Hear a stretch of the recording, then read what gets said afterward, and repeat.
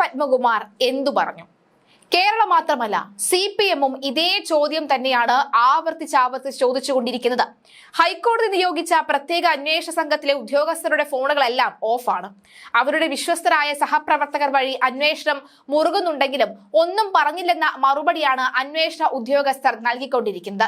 AKG സെന്ററിൽ മാത്രമല്ല, ഡൽഹിയിലെ AKG ഭവനിലും ആശങ്ക ബാക്കിയാവുന്നു. പത്മകുമാർ എന്തു പറഞ്ഞാലും അത് പാർട്ടിക്ക് തിരിച്ചടിയാവും. തന്നെ അന്വേഷണ സംഘത്തിന് മുന്നിൽ എറിഞ്ഞുകൊടുത്ത വെറുതെ വിടില്ലെന്നാണ് പത്മകുമാർ പറയുന്നത്. ഏറ്റവും അധികം ടെൻഷൻ അനുഭവിക്കുന്നത് മുൻ ദേവസ്വം മന്ത്രി കടകംപള്ളി സുരേന്ദ്രൻ തന്നെ.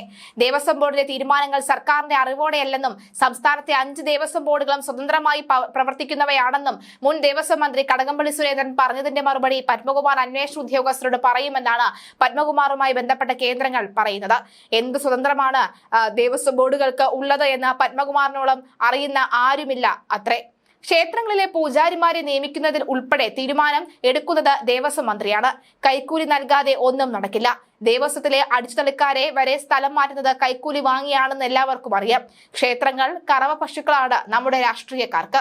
തിരുവിതാംകൂർ ദേവസ്വം ബോർഡ് മുൻ പ്രസിഡന്റ് പത്മകുമാറിന്റെ അറസ്റ്റിനെ കുറിച്ചും ശബരിമല വിഷയത്തെക്കുറിച്ചും പ്രതികരിക്കുകയായിരുന്നു കടകംപള്ളി സുരേന്ദ്രൻ. കടകംപള്ളി സുരേന്ദ്രന്റെ ഭരണകാലത്ത് ശബരിമലയിലെ സ്വർണ്ണക്കൊള്ള നടന്നിരുന്നത് എന്നതിനാൽ തന്നെ വിഷയത്തിൽ കടകംപള്ളി സുരേന്ദ്രനെതിരെയും ആരോപണങ്ങൾ ഉയരുന്നുണ്ട്.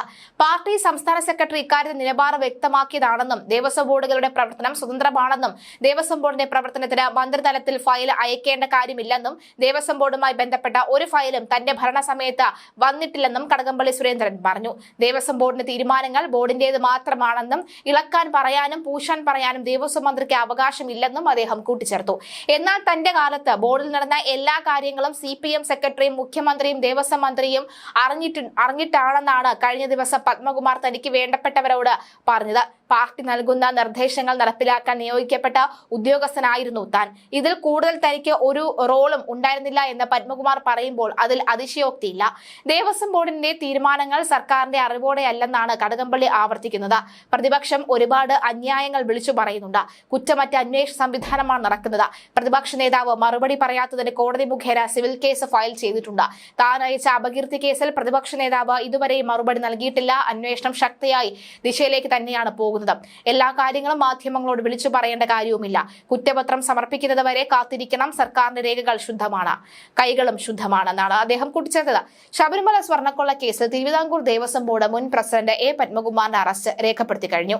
വ്യാഴാഴ്ച രാവിലെയാണ് പത്മകുമാർ SITക്ക് മുന്നിലായി എത്തിയത്. പിന്നാലെ വൈകുന്നേരം 3 മണിയോടുകൂടി SIT ഉദ്യോഗസ്ഥർ പത്മകുമാറെ അറസ്റ്റ് രേഖപ്പെടുത്തി.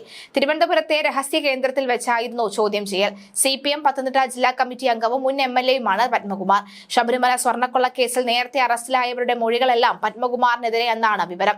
ഉണ്ണികൃഷ്ണൻ പോറ്റിക്ക് ഒത്താശ ചെയ്തത് പത്മകുമാറാണെന്നാണ് പ്രത്യേക അന്വേഷണ സംഘത്തിന്റെ വിലയിരുത്തൽ.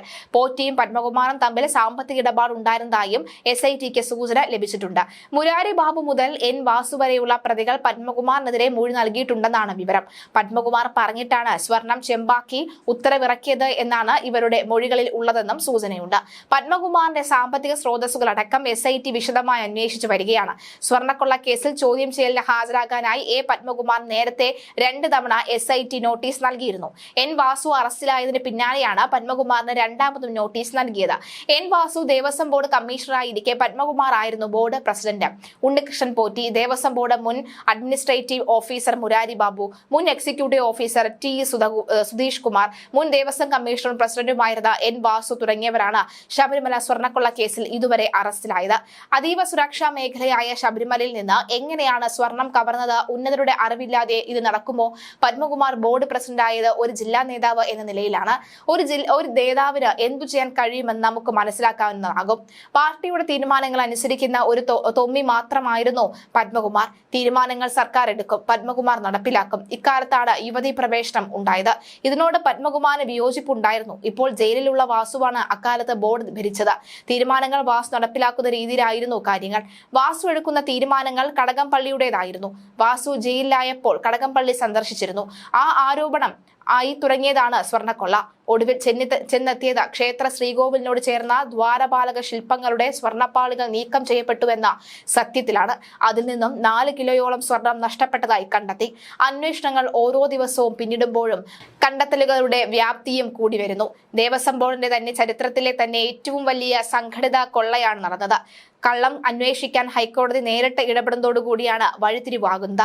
ക്രമക്കേടുകൾ ശ്രദ്ധയിൽപ്പെട്ടതോടുകൂടി നീതിപീഠം സ്വന്തം നിരീക്ഷണത്തിൽ പ്രത്യേക സംഘത്തെ നിയമിച്ചു.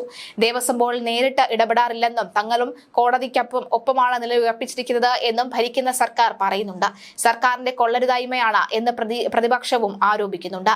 ശ്രീകോവിലിന് ഇരുവശത്തുമുള്ള ദ്വാരപാലക ശില്പങ്ങളിലെ സ്വർണ്ണപ്പാളികൾ അഴിച്ചെടുത്ത് ചെന്നൈയിൽ എത്തിച്ചതോടുകൂടിയാണ് വിവാദങ്ങൾ തുടങ്ങിയത് എന്ന് എല്ലാവർക്കും അറിയാമല്ലോ. എന്തായാലും കടകംപള്ളി പെടുമെന്ന കാര്യത്തിൽ സംശയമില്ല. മല്യ സ്വർണം പൊതിഞ്ഞ വാതിൽ തങ്ങൾ ഇപ്പോഴും സൂക്ഷിച്ചു വെച്ചിട്ടുണ്ടെന്നും ദേവസ്വം ബോർഡ് അറിയിച്ചു. CK കൺസ്ട്രക്ഷൻസ് ഉടമ വാസുദേവൻ, ബാംഗ്ലൂരു സ്വദേശികളായ CR അജികുമാർ, ഉണ്ണികൃഷ്ണൻ പോറ്റി, രമേശ് റാവു, ബെല്ലേരി സ്വദേശി ഗോവർദ്ധനൻ എന്നിവരായിരുന്നു സ്വർണം പൊതിഞ്ഞ വാതിലിന് പകരമെത്തിയ സ്വർണം പൂശിയ വാതിലിന്റെ സ്പോൺസർമാർ. ഇതിനുശേഷം പിന്നിങ്ങോട്ട് പലതവണ പല കാര്യങ്ങൾക്കായി ഉണ്ണികൃഷ്ണൻ പോറ്റി സന്നിധാനത്തെത്തുകയും ഉന്നത ഉദ്യോഗസ്ഥരുമായി വളരെ ബന്ധമുണ്ടാക്കുകയും ചെയ്തു. ദേവസ്വം ബോർഡ് പ്രസിഡന്റുമാർക്ക് പ്രിയങ്കരനായിരുന്നു പോറ്റി. അവതാരം എന്നായിരുന്നു ദേവസ്വം മന്ത്രി BN വാസവൻ ഉണ്ണികൃഷ്ണൻ പോറ്റിയെ വിശേഷിപ്പിച്ചത്. ദ്വാരപാലക ശില്പങ്ങളും അവയുടെ പീഠങ്ങളും സ്വർണം പൂശി നവീകരിക്കാമെന്നും പോറ്റി ബോർഡിനെ അറിയിക്കുന്നതും ഇതേ 2019 ഉപയോഗം കൊണ്ട് മങ്ങലേറ്റു എന്ന കാരണം കാട്ടി 2019 മാർച്ച് 19 ശ്രീകോവിലിന്റെ കട്ടിളപ്പാളി മാറ്റാൻ ദേവസ്വം ബോർഡ് ഉത്തരവിട്ടു. ജൂലൈ 5 ദ്വാരപാലക ശില്പങ്ങളും അവയുടെ പീഠങ്ങളും സ്വർണം പൂശി നവീകരിക്കാമെന്ന് പോറ്റി ബോർഡിനെ അറിയിക്കുന്നത്.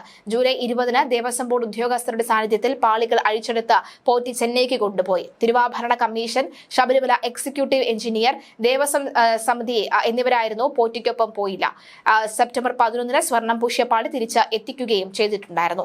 എന്തായാലും അടിമുടി ദുരൂഹതകൾ നിറഞ്ഞ വലിയ മഞ്ഞുമലയ്ക്കാണ് ഇപ്പോൾ ഉരുകി വെള്ളമായി മാറിക്കൊണ്ടിരിക്കുന്നത്. ആ വെള്ളപ്പൊക്കത്തിൽ ഒരു പക്ഷേ മുങ്ങി താഴാൻ പോകുന്നത് അവസാനത്തിന്റെ 2ാമത്തെ ഘട്ടത്തിൽ നിൽക്കുന്ന ഒരു പക്ഷേ ദേവസ്വം മന്ത്രിയായ കടകംപള്ളി ആയിരിക്കാം. ദേവസ്വം ബോർഡിന്റേതാണെങ്കിലും ഈ സ്വർണം ഇതുവരെ തിരികെ എത്തിയിട്ടില്ല.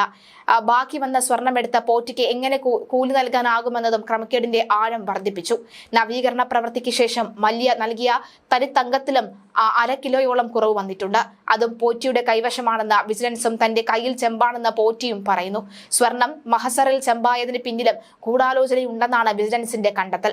ദേവസ്വം ബോർഡ് മിനിറ്റ്സിൽ ദ്വാരപാലക ശില്പങ്ങൾ സന്നിധാനത്തിന് പുറത്തേക്ക് കൊണ്ടുപോകുമെന്ന് പറഞ്ഞിട്ടില്ല. എന്നാൽ 2019 ബോർഡ് ഇറക്കിയ ഉത്തരവിന് ശേഷവും മഹസർ രേഖകളിലും ചെന്നൈയിലേക്ക് കൊണ്ടുപോകുന്നതായി രേഖപ്പെടുത്തിയതിനാൽ വിജിലൻസ് സംശയം ഉന്നയിക്കുന്നുണ്ട്. സ്വർണ്ണപ്പാളികൾ ആർക്കെങ്കിലും വിറ്റിട്ടുണ്ടാകാമെന്നാണ് വിഷയത്തിൽ ഹൈക്കോടതി അഭിപ്രായപ്പെട്ടത്. ഇത് കണ്ടെത്തുന്നതിനായി ADGP H വെങ്കടേഷിന്റെ നേതൃത്വത്തിൽ പ്രത്യേക അന്വേഷണ സംഘത്തെയും നിയോഗിച്ചു. അന്വേഷണം 6 ആഴ്ചയ്ക്കുള്ളിൽ പൂർത്തിയാക്കാനാണ് നിർദ്ദേശവും പുറത്തുവന്നത്. സ്വർണം ചെമ്പായി രേഖപ്പെടുത്തിയ സംഭവത്തിൽ അഡ്മിനിസ്ട്രേറ്റീവ് ഓഫീസറായിരുന്നു B മുരാരി ബാബുവിനെ ദേവസ്വം ബോർഡ് സസ്പെൻഡ് ചെയ്തിരുന്നു. 2019 2025 സ്വർണം പൂശൽ ശ്രമങ്ങളിൽ ഈ ഉദ്യോഗസ്ഥന് നിർണായക പങ്കുണ്ടായിരുന്നുവെന്നാണ് വിജിലൻസ് കണ്ടെത്തിയത്.